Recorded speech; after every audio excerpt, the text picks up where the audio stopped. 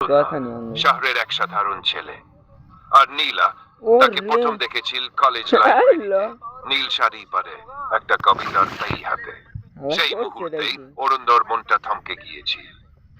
Yen কবিতার দেখ চেয়ে আবার অনেক করে বেশি দিছিস না সুন্দর কিছু এনে সামনে ঘুরেতে দিতে দাঁড়িয়ে। না ওই দিল অরুণ না প্রতিদিন লাইব্রেরিতে দে দে হাত ঘুরে শুধু না এক ঝলক নীলাকে দেখবে দেখছিস বলে। স্টিমার দিছে সাহস করে কিছু বলতে পারত না, দিল শুধু একটা ছোট চিঠি লিখে রাখতে নিজের খাতার পাতায় নীলার জন্য, কিন্তু কখনো দেওয়া হয়নি। একদিন হঠাৎ করেই বৃষ্টি নামে প্রচন্ড। কলেজ ছুটি হয় আর সবাই ছুটছে ছাতার খুঁজে। নীলা ছাতাহীন দাঁড়িয়েছিল, ভিজে আসছে পুরোটা। অরুণ কাছে গিয়ে ছাতা এগিয়ে দেয়। নীলা একটু অবাক হয় না, শুধু হাসে। বলে, তুমি প্রতিদিন লাইব্রেরিতে এক খাতাটা খুলে বসো, সেটা আমি দেখতাম। অরুণদা লজ্জায় মুখ নিচু করে, আর তখনই তার হাতে ধরা চিঠিটা নীলা নিয়ে নেয়। পড়ার পর ধীরে ধীরে বলে, তুমি অনেক দিন আগেই আমার গল্পের চরিত্র হয়েছ অরুণ।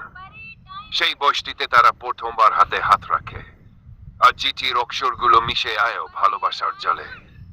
চাইলে এই গল্পের আরেকটা পড় বা শেষ পরিণতিও লিখে দিতে পারি, বলবে?